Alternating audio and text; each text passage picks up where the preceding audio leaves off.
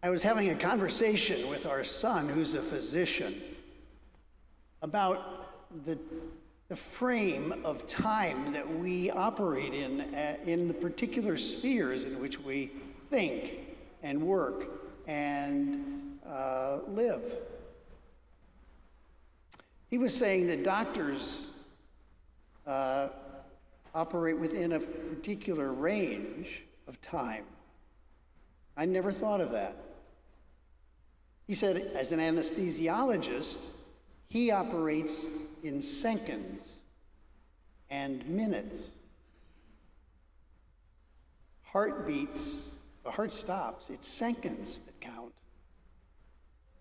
If you don't breathe, it's seconds that count.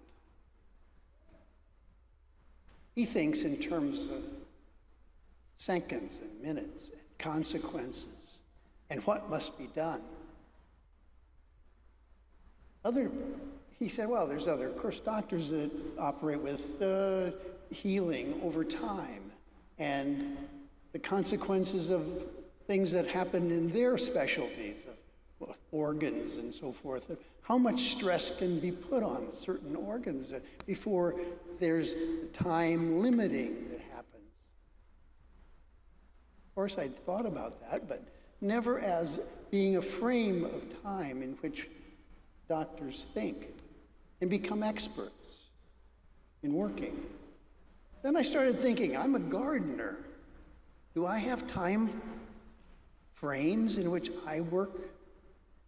Well, I've been a lead gardener here for about 15 years, almost. And in that time, if you count the whole thing, soil has been changed. It's been amended. It's been improved in various spaces and gardens.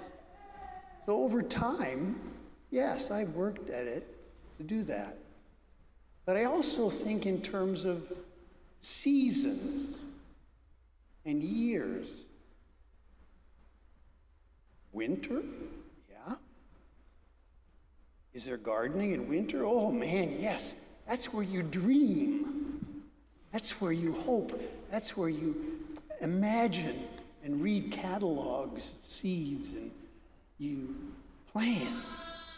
That's where you order seeds, and even at the end of the winter, you're planting them under grow lights, and you're hoping. And then spring comes and the ground warms, and you put soil, fix the soil for the transplants.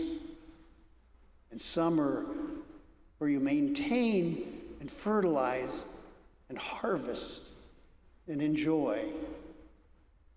And fall, where you harvest and relish the sights and the sounds and the smells of gardens. And then you put them to bed. I think in terms of seasons. In years, the year that we did the pumpkins, and the year that we did the rainbow, and the years that we did other things here. But also, there's a cosmic garden here. There's a memorial garden.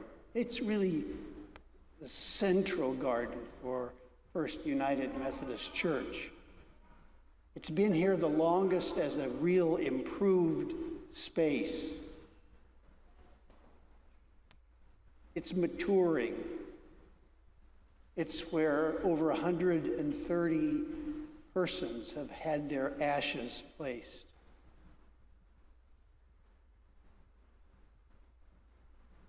It's a special place, not just because it's attractive and fairly well maintained. It's a special place because people remember the names on those plaques that are there. Those persons are remembered. And I also often run into people when I'm here tending things who are walking through the garden, and I ask, is there a special person here that you know? And then they take time to tell me.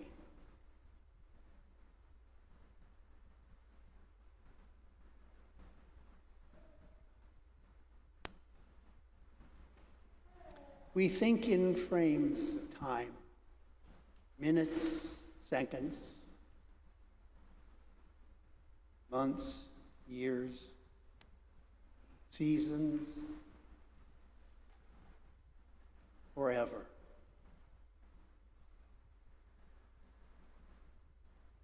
A man was talking to his doctor, a doctor who was a Christian, and the man was worried at the end of his life. He says, "What happens after we die?" And the doctor said, "I don't know." He says, "Well, how do you think about it then? If you're a man of faith?" He says,